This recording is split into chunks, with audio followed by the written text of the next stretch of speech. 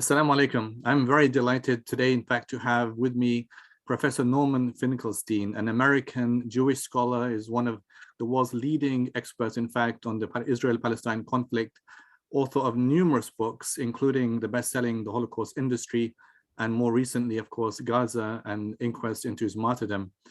Professor Finkelstein, good afternoon, of course, and thank you for being here. Well, thank you for having me. Thank you so much. It's wonderful having you with us.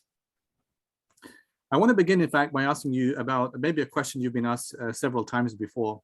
And that is, in fact, going back to that very famous Waterloo University video. I don't know how long ago was that now? You know, at this age, I can't remember time at all. No, I'm serious. Wow. When you get older, everything just becomes foggy in terms of time. Yeah, It could have been 10 years ago, it could have been 20 years ago. I have no recollection. Okay, I think definitely more than a decade ago. I want to just, in fact, speak about something that you mentioned in your response to that young lady. You spoke about your upbringing and the instilling, from your parents of values of empathy, and the way that this has kind of taught you lessons about, having a sense of empathy bearing for victims of suffering, in this case, of course, the Palestinians. And when I heard it, in fact, it reminded me of Theodor Adorno in his very famous article, Education After Auschwitz, published in 1966, where he spoke about a kind of a need for a greater empathy with others, particularly in German society. Do you mind speaking a bit about what those core lessons were that you learned from your parents, that they instilled within you, about the need to see others outside of you as valuable, as important, not to be otherized, not to be dehumanized in society? Well, I'll give you a brief anecdote which will illustrate the lesson I learned from my parents, the lesson they imparted to myself and to my siblings. My parents were pretty typical Jewish, lower middle class Jewish. We were more working class. We weren't in the middle class. Working class family. They managed to save enough money to move into a good neighborhood. And in my era, and also because of the cultural factor, a good neighborhood basically meant good schools. You chose a neighborhood because the schools were good. And so we moved into a lower middle class neighborhood, which actually we couldn't even afford. It was a cut above what my parents were able to afford in order to get access to good schools. And we did. You would be shocked, I think, if I told you everybody who went to my high school, the current Senate Majority Leader, Charles Schumer, went to my high school. The Senator Bernie Sanders went to my high school. Wow. The Supreme Court Justice Ruth Bader Ginsburg went to my high school. It was a public high school, but it was a very good school. Yeah.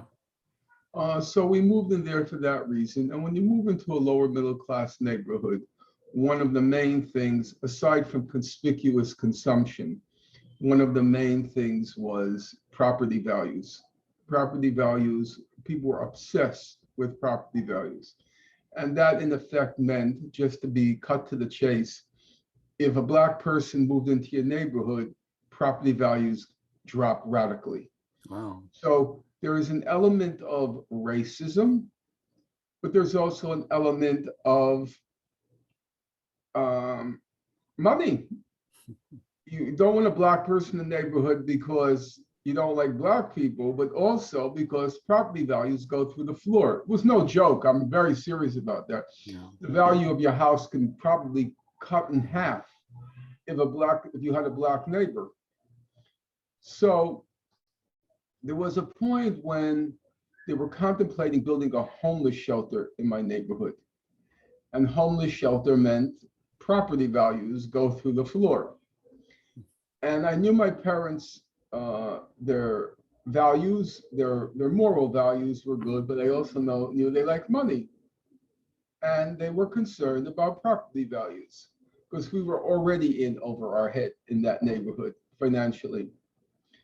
And so I was a little hesitant to ask my mother where she stood on the homeless shelter because I was afraid she would disappoint me. Mm-hmm. not because of the racism, but because of the property values. And I did ask her, and I was quite surprised. She said, build a shelter. Oh, And I didn't quite know where that was coming from, knowing my mother as I did. And then she said, you never know where you will be tomorrow. wow. You never know where you will be tomorrow. Yeah. She didn't have to say anymore. I understood. My mother came from a middle-class Jewish neighborhood, a Jewish community in Poland. She went to private schools. She got an excellent education. The Latin, the math, the culture. She was president of her grade and president of her school. She ended up studying at Warsaw University. And then all of a sudden, literally in the blink of an eye, she was reduced to rubbish, to vermin. She Yeah. stank, she smelled. All around her, people were dying to her left and to her right from typhus and dysentery. And then that was in the Warsaw Ghetto. And then she ended up in Majdanek concentration camp and 2 slave labor camps. So she had this glorious, glorious, glorious youth. I was just rereading a letter from her.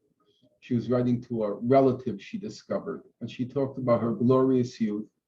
And then in the blink of an eye, it all vanished and it turned into a nightmare of very large proportions. Yeah. You never know where you will be tomorrow. That's quite. That stayed with me.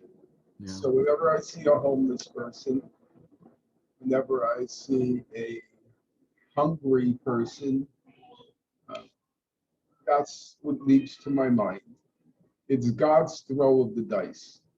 I could be here now, or I could be in um, Yemen now. I could be Yeah. here now, or I could be in Gaza now. It's God's throw of the dice. You never know where you'll be tomorrow. And so do unto others as you'd want others to do unto you. Yeah.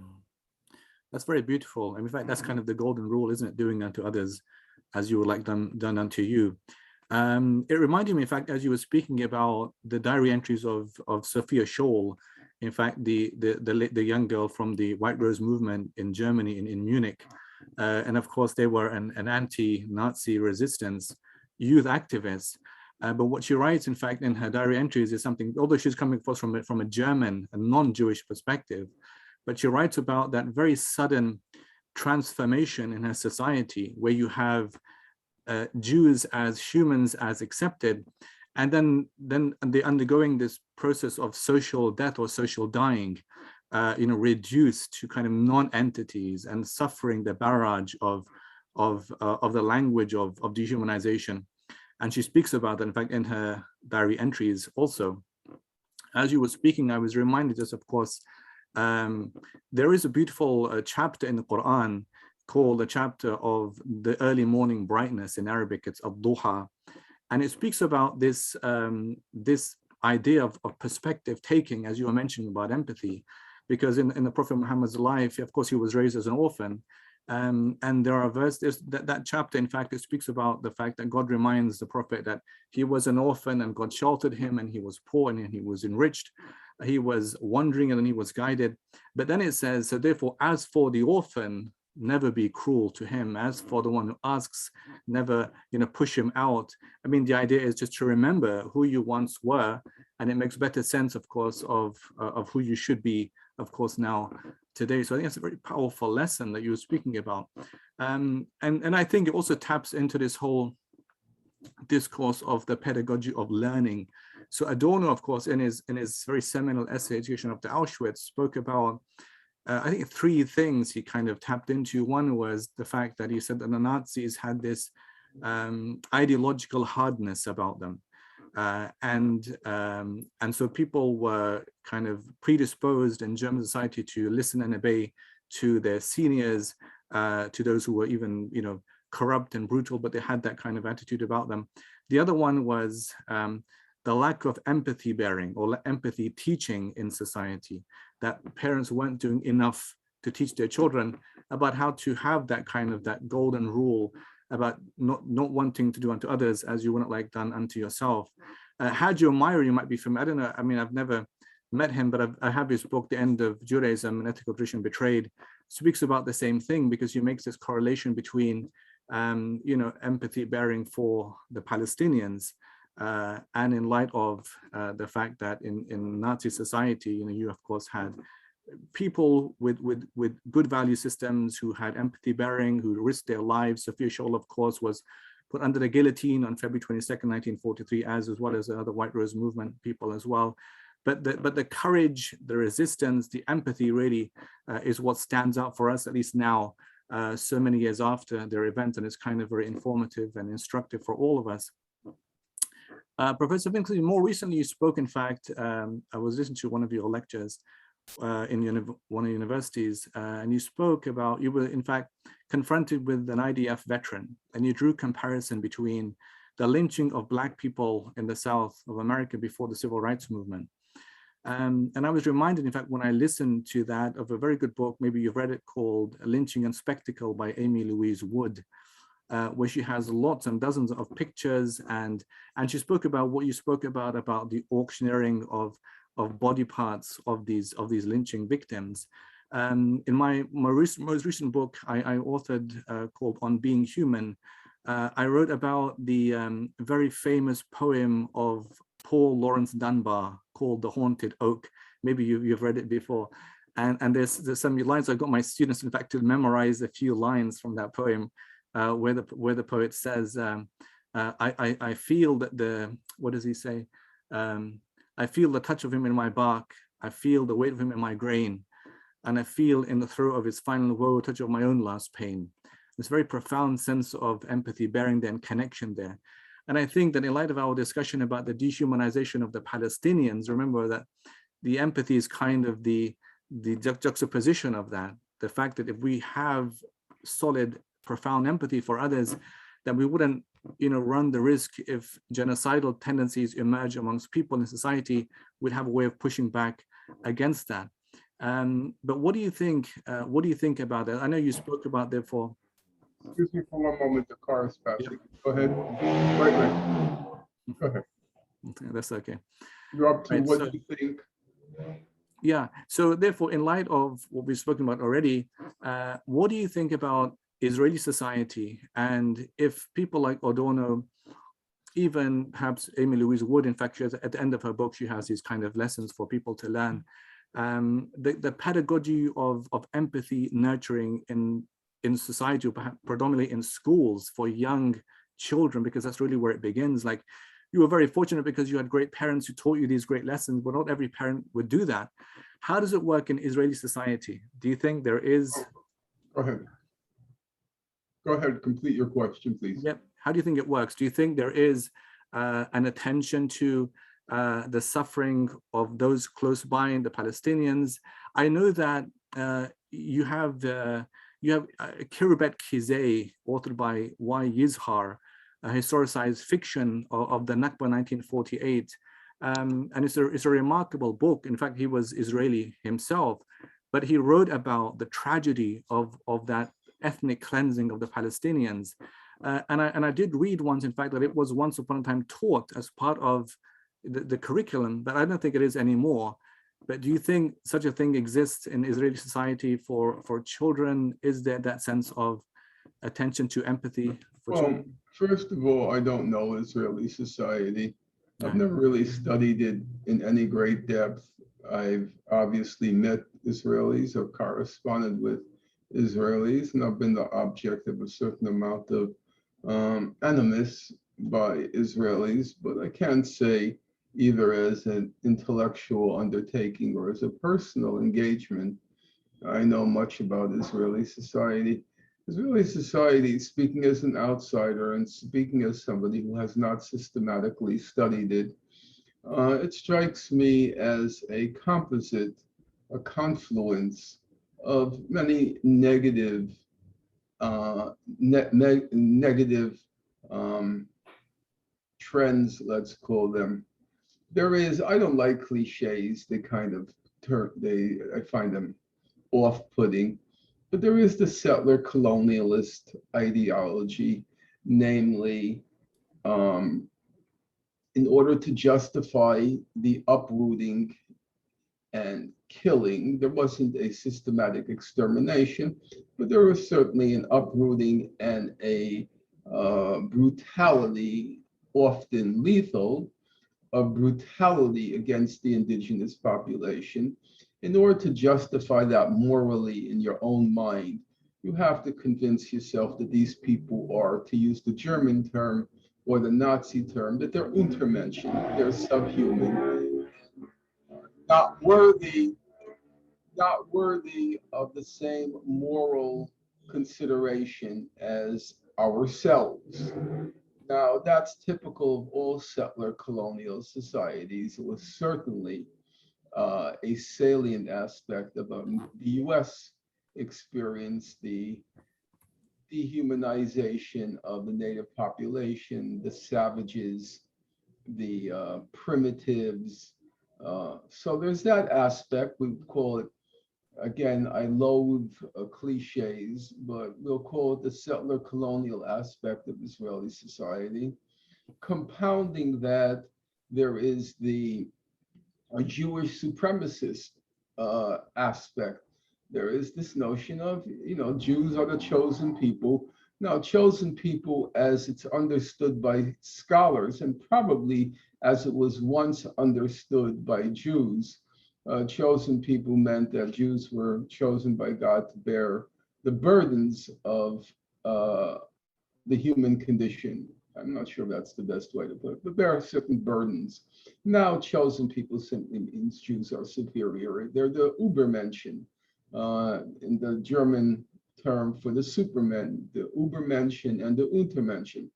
So there is that Jewish arrogance, or I should say that Israeli arrogance, and that Israeli sense of superiority, chauvinism. The chauvinism and the arrogance, which is really quite insupportable if you're not living there and you have to see it from the outside. It's unbearable, insufferable, insupportable, the arrogance and the chauvinism. So we have the settler colonialism, the sense of Jewish chauvinism, Jewish superiority, Jewish chauvinism. And then the third element is the victimhood, the sense that the Nazi Holocaust, as the Jewish chauvinists like to say, it was unique, it was no comparable suffering in history. And having suffered uniquely, there's the sense that there are certain Jewish entitlements. That is to say, they shouldn't be held to the same moral, ethical standard as anyone else because of their unique suffering. So you have the Jewish entitlement. So you have the settler colonialist element, the Jewish chosenness element, the entitlement element, and then you have the fourth element, a practical element. They suffer no impunity. There are no consequences for their acts. So if you can carry on like a hooligan, if you can carry on like a hoodlum, and there's no one restraining you, there's no one constraining you. This is a poor analogy, but it's like a spoiled kid. If you have a child who never has to bear any penalties or punishments for his or her actions, the child just goes out of control. Yeah. Out of control. And that's Israel. It's out of control. It's a lunatic state. It's a lunatic state. There are the ideological elements, which I mentioned already. And then there's the practical element. There's no punishment. There's no punishment. They carry on like complete, total hoodlums and hooligans. They're completely insane as a society, lunatic state. And they suffer and that's exacerbated. That tendency is exacerbated by the absence of any punishments for the crimes committed. So when you put together those four elements, the settler element, the colonial element, the chauvinism element, the entitlement element, and the impunity element, it's a lethal brew. Yeah. It's a lethal brew, and Israel's the product of that lethal brew. It's a crazy place. Yeah. Yeah. Thank you so much for that. When you spoke with that IDF soldier, the veteran, and you I said don't think that, he was a veteran. I think no? he was in the IDF, if I'm not mistaken. Mhm. Okay. But you spoke about, of course, the fact that he's in the occupied territories, and you made this kind of analogy. There is something I read in Well, Refusing. actually, he was not in the occupied territories. He was Oh, patrolling the border with Gaza. oh, oh, okay. And I said that if you look at what Baruch Kimmerling, the Israeli sociologist, he called Gaza the biggest concentration Yeah, camp ever. yeah, Uh, Amira Haas, she was careful in reviewing the record and the use of analogies, but she said facts are facts. It's a concentration yeah, camp. for sure, for So I sure. made the obvious point. I made 2 points. Point number one, of the 2 million Gazans, 1 million are children. Mm, So number two, I said, if it's a concentration camp and you're on the border firing at people who are non-violently protesting the concentration camp, then you're a concentration camp guard. yeah, yeah. And you are imprisoning 1 million children in a concentration camp. I don't think that's a factually controversial statement. Yeah, well, it's something similar, in fact, said by one of the refuseniks, one of the Israeli soldiers of conscience, Mhm. in the book called Refuseniks, and he spoke about the fact that he said that he used to always find it strange how a Nazi could kiss and embrace his wife in the morning, and then go out to the camps by the afternoon. He said, like a father, a father or a husband in the morning, then a murderer by the afternoon. Something similar, in fact, was said by one of the Predator drone operation directors. He's made a similar point about the fact that you could have a drone pilot who fires on civilians or on people in the morning, and then he watches his kid's soccer game by the afternoon. And it is terrible, grotesque kind of I conclusion. don't find that actually, I don't find that very surprising. Yeah, yeah. That's so, it's just very typical of the way the world works. It's actually a very good movie. I'm not one to praise film, but there are good films. I don't think it's a profound medium, but there are certainly better and worse films. There's a film by the Greek filmmaker Costa Gavras. It's called The Music Box. Mm. And it's about a woman who was raised by her husband. He's a lawyer. Excuse me, she's a lawyer. Uh, she's the apple of her father's eye. He gets accused of being a Nazi war criminal from Hungary during World War II. The film takes place contemporarily in Chicago, and he asks her to defend him against the accusation because she eventually became a lawyer. And then you're dealing with the dynamic that you described, except this one is separated by time. An accused Nazi war criminal, murderer of innocents, it's alleged. Now he's a steel worker who raises his daughter. She becomes a lawyer. She's the apple of his eye. And now the question becomes, was this loving, loving, loving father a Nazi war criminal? And you can judge for yourself. I don't want to give away the film. When I was in graduate school, I had a very close friend. He was my closest friend. And he introduced me to all of these communist poets. And he was a lover of humanity and lover of people.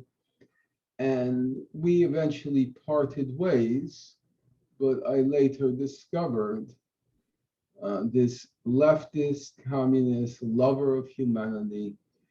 He got his degree, I think, in quantum mechanics. That's my memory, but I could be wrong. What was his position in life? He he went to work for a defense contractor. I think it was McDonnell Douglas. No. And his specialty was, and now I'm quoting from the website, improving the lethality of weapons. My God. In other words, to get more deaths per bang. Yeah, yeah. And while he did that, he subsidized out of his own pocket the Colorado Orchestra, classical music orchestra, both at the same time. He was by day figuring out, how can I get this bomb to kill more people, or get this missile to kill more people? And by night, he was attending concerts of the Colorado Classical String Orchestra. That happens a lot. So I think Ariel Sharon, if I remember correctly, Ariel Sharon was one of the main supporters of the Israeli Philharmonic. The butcher of Beirut. So those sorts of juxtapositions are not unusual. Yeah, yeah. People have a marvelous, the human capacity for self-deception is bottomless. Yeah, yeah. And the human capacity to compartmentalize is also bottomless. Yeah. Crime by day, a sin by day, and a blessing by night. Yeah. You spoke, Professor Finkelstein, about the idea of the Untermensch and the Übermensch. It's interesting, in fact, because the Übermensch, in fact, the upper person, or the Aryan Superman, the Superman needs to exist first before the Übermensch could be created. In fact, the Übermensch is a product of all that the Superman is not. So it's interesting because that idea of the exclusivity, or what you might call exceptional individual, needs to exist, of course, first, that like the self and the other conflation, and through that, the selfness, the best of the selfness, all that is morally depraved exists, in the other that you're dehumanizing in this. One of the things, of course, that exists in that whole mechanism of dehumanization is this idea of blaming the victim. So to blame the victim, of course, even though the victim is the one who is the suffering one, but in blaming the victim, it means that the aggressor no longer feels or no longer projects that sense of guilt about the crime that they're committing. What do you think about that in terms of what's been happening in Gaza, the bombardment in the world's largest open air prison? But Israel always tends to depict itself, project itself in Western media as the victim here. Well, it's again, I try to avoid cliches, but it's just a kind of clever framing. I'll give you two examples, one from my own childhood and then one from Gaza today. When I was a kid, the Native American, what we now call Native Americans, they were savages. And we used to watch what were called cowboy and Indian TV programs and movies. Yeah. And I would be there rooting, kill those savages. I remember me as a kid, kill those savages. And then there was a famous event, or it was made famous by the movie producer Walt Disney. He produced a movie called Remember the Alamo. And the Alamo was a fort in Texas. And as it was depicted in the film, they were heroically defending Texas from the Mexicans. And the head of the Mexican army at the time was a Lieutenant Santa Anna. And in the Alamo were all the famous American folk heroes. Jim Bowie, he was famous for his knife. Uh, Daniel Boone, it was either Daniel Boone or Davy Crockett, I can't remember now whom. And then there was Lieutenant Rip Masters. And all of us watched Remember the Alamo, that's what it was called. And we were rooting for those Americans in the Alamo. And we all hated the Mexicans and we all wanted to kill Santa Anna. And I'm not kidding, I would stay up nights figuring out, oh, if they only had one machine gun, they could have killed all those Mexicans. Only for me to discover later in life that Texas was Mexican and we were stealing Texas. I had no idea. Texas belonged to Mexico. We were stealing Mexico. But from what we saw it, the people in the Alamo were the victims. They were the victims of Santa Anna. Yeah. So you can see how easily the world can be turned upside down with some little clever propaganda. Yeah, for sure. So now let's fast forward to today.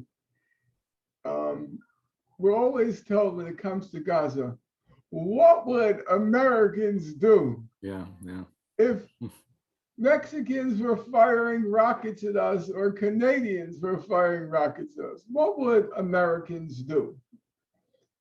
And I would then say, okay, what would Americans do if Canada and Mexico sealed off the border of the United States, didn't let anything in, didn't let anything out, didn't let people in, didn't let people out?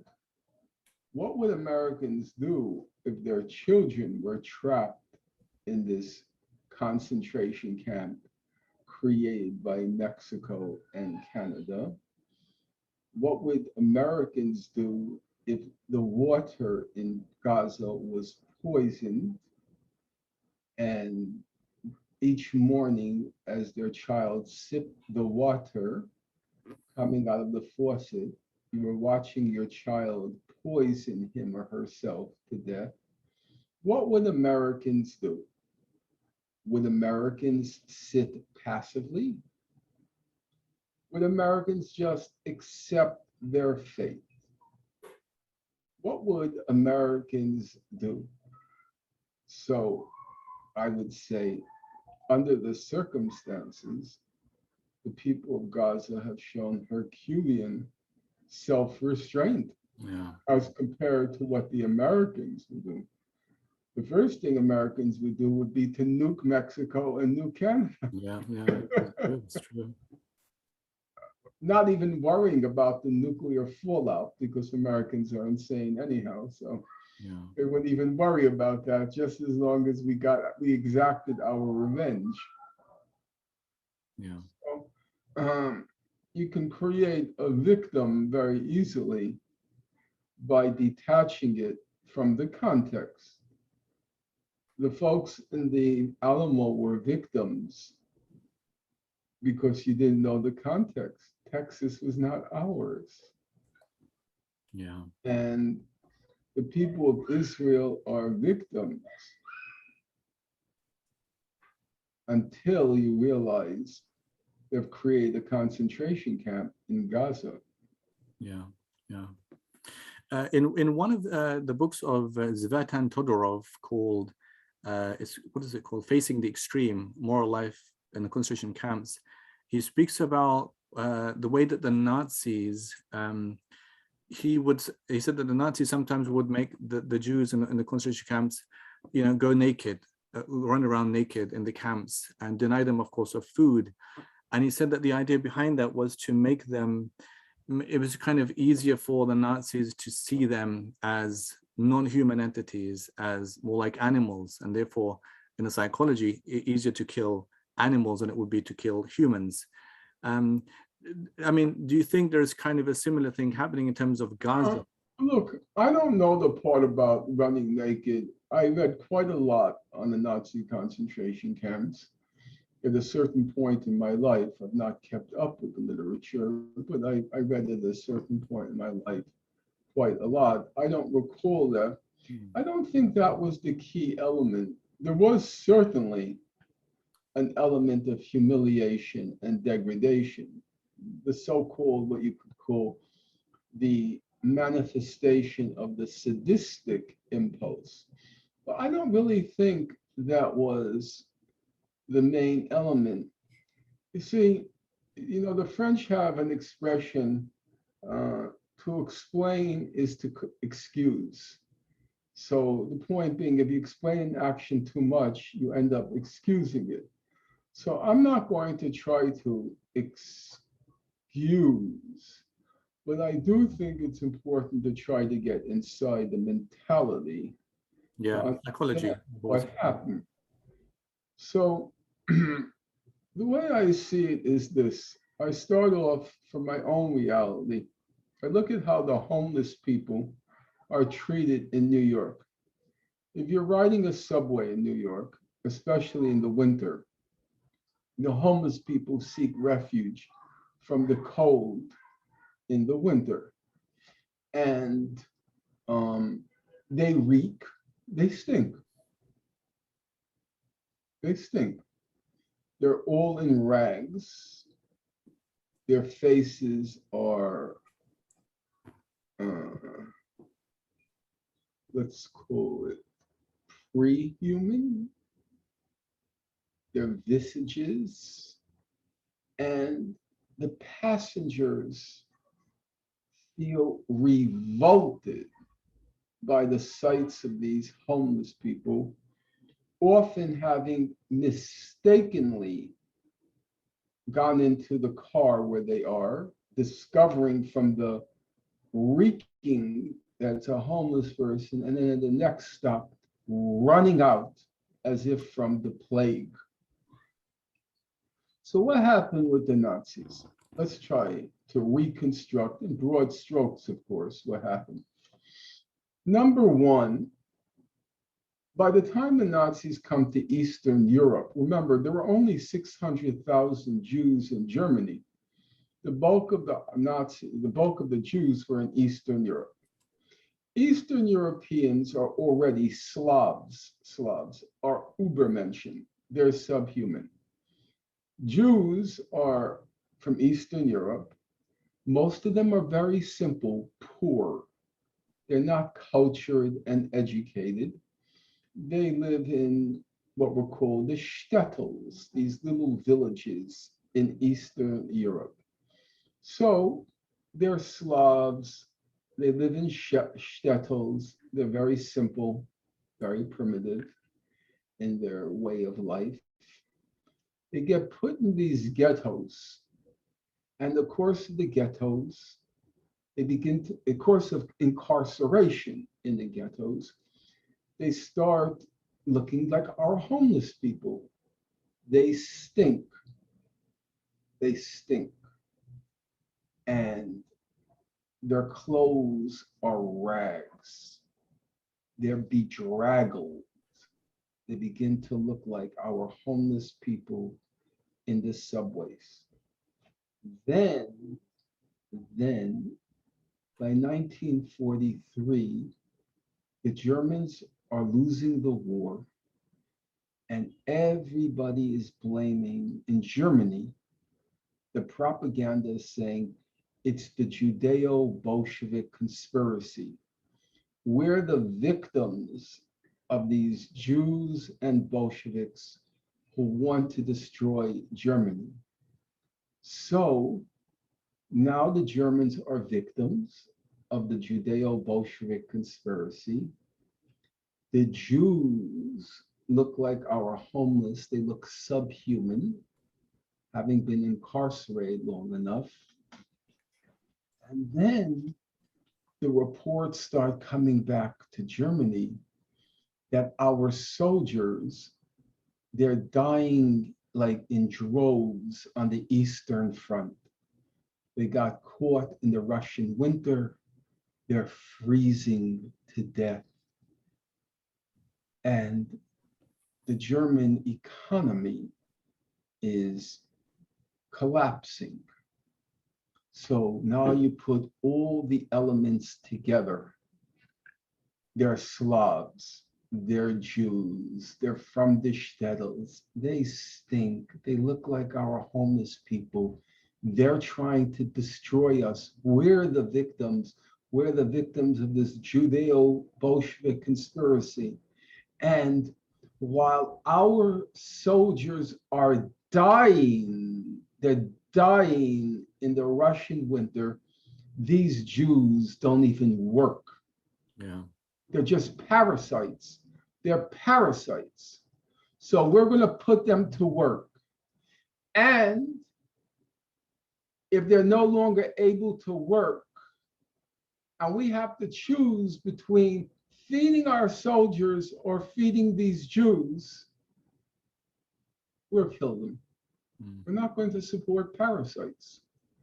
Our soldiers are dying, and they think that we're going to supply them with food and clothing, and they're not even able to work. So when you put together the whole picture and you start from the very elementary first point, how do we react to our homeless? And then you start compounding our own very unempathetic response to homeless people. You compound it by all the other factors which I've mentioned. The compounding of those factors, I don't find what the Nazis did so shocking. I do not. Okay, it's true, you have to cross a certain threshold to put them in gas chambers. It's true, you have to cross a certain moral threshold. But it's not the chasm, I think, that people imagine when you consider they saw themselves as victims of the Judeo-Bolshevik conspiracy. The army was dying in droves in Eastern Europe. It was because of the Jews who were in these camps but not working, or some of them were no longer able to work. So should we feed them or should we feed our soldiers? When you start putting it together, Yeah. not so shocking. Yeah, of course, it becomes easier to scapegoat, of course, the people of the Jews, because you're seeing them, of course, as the problem to your problem. Well, they were seen as two kinds of problem. They were seen as an element that decomposes society, but as a setting aside the ideological element, there was, so to speak, a daily political reality. Germans were told that things are terrible now, our country's falling apart, our soldiers are dying. It's because of that Judeo-Bolshevik conspiracy. It was the Jews who are the source of all of our problems, but not in some abstract ideological way. In a very practical way, there was a war going on. You know, we have to remember, obviously, I'm not making excuses. No. But we have to remember, after the Chinese and the Russians, about 20 to 30 million Russians were killed, about 25 million Chinese were killed. The next largest number of people killed in World War II were Germans. It was 9 million Germans were killed. Again, it's not to make excuses, to try to understand what happened, and to recognize that I just don't feel we're so far away from that mentality, it's very easy for people to adjust to realities which a year ago they would have found absolutely abhorrent. Very easy for people to make the adjustment. I live on this boulevard called Ocean Parkway. And if you walk down Ocean Parkway, I know it's hard to believe, it's funny almost in a sad sort of way. On the ground, you see 10, 20, 30 homeless people laying there. You don't know if they're drunk. You don't know if they're dead. You don't know if they're alive. Nobody has a clue. And the boulevard is on the way to the beach, Coney Island Beach. You just walk by. You don't even know if they're dead or alive. You know? There is a... Yeah. So the human capacity, I said, for self-deception is bottomless. The capacity for compartmentalization is almost bottomless. And the capacity to adjust to the most awful realities, people are very able to make those adjustments very quickly. You'd be very surprised how no, never becomes okay. Yeah, true. That's very true. That's very true. In 2017, there was a video that went viral, in fact, on YouTube. You had these group of media ethics students from Chicago who interviewed a man called Ron Davis. You might remember, it's very iconic. And they interviewed him, and he was homeless, and he was peddling on the streets. And he spoke about his experiences, you know, as a street peddler. And he says that, and then he said that some people are not too bad to him, but other people, they say to him, "Get a job, bum," right? And then he says, "I want them to know that I'm not a bum, I'm a human being."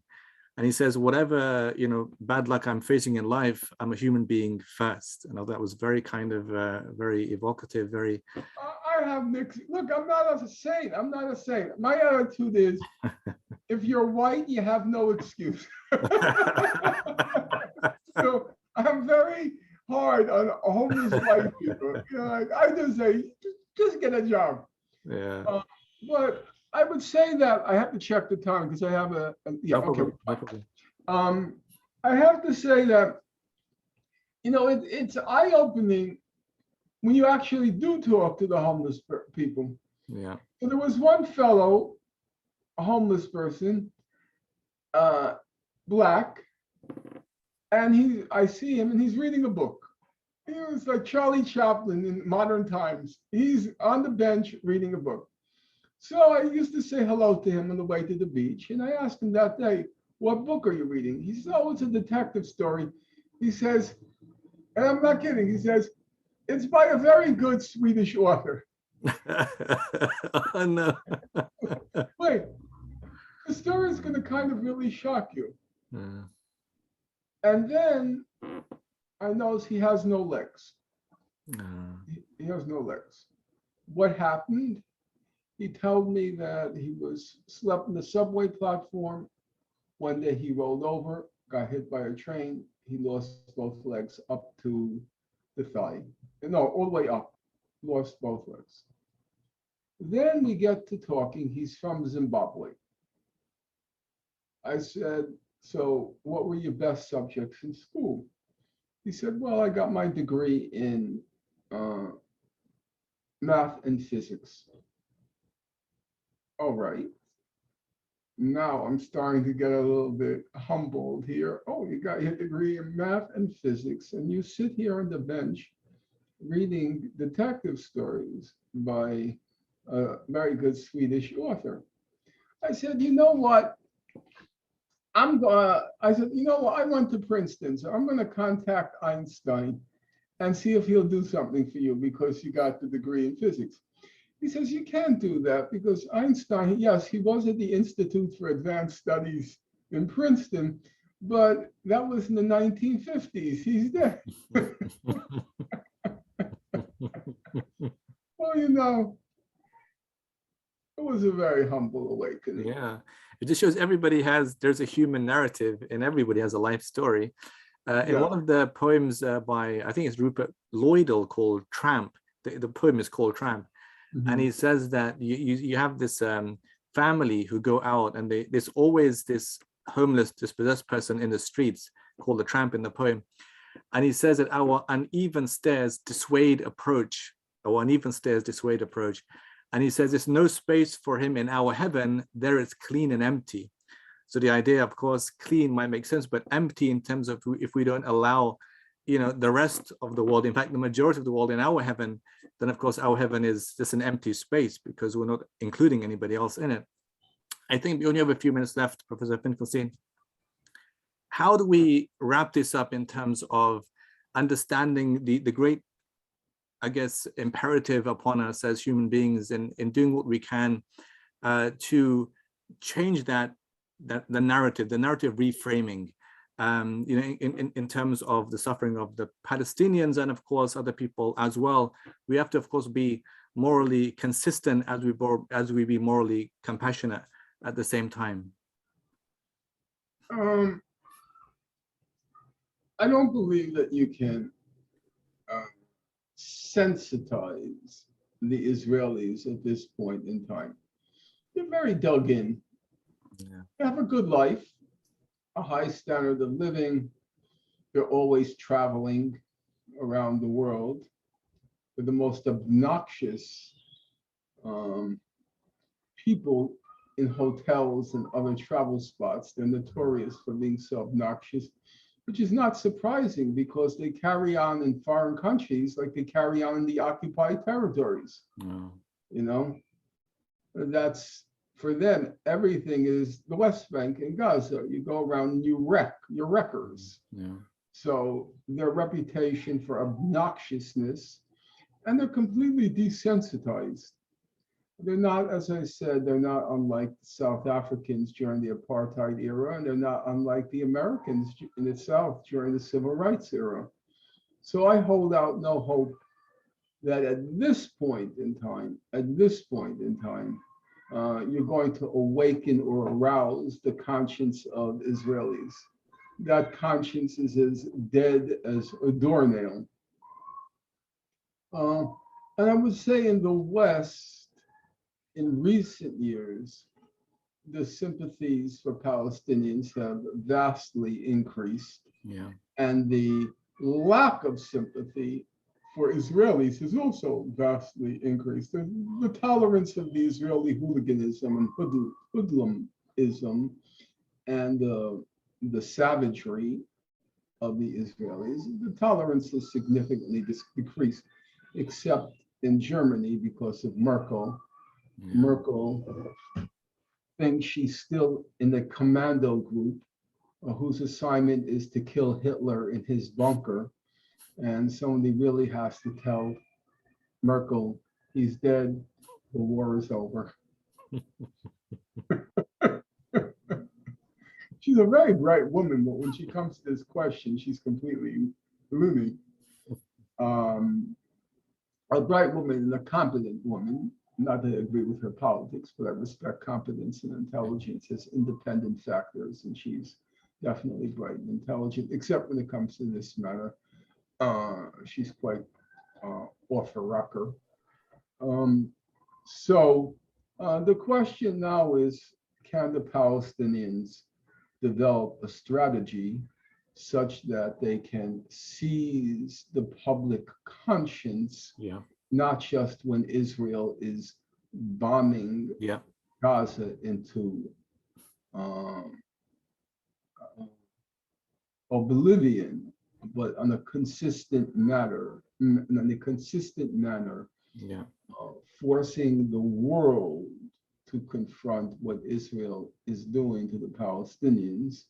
And so far, they have not been successful in developing such a sustained strategy, which is dependent on the people themselves organizing, mobilizing, and putting in place a competent leadership, and a leadership which inspires and when I say inspires, I don't mean inspires disgust, which is the case of the current leadership. I consider Hamas a mixed bag. There are elements of it which are distasteful, but there are also elements which command respect, the fact that they are still committed to their cause, and in large part, but not entirely, the cause is as they conceive the cause. The cause is just and deserving of respect. So I would say Hamas is, it's not as refined in its cause as the Hezbollah.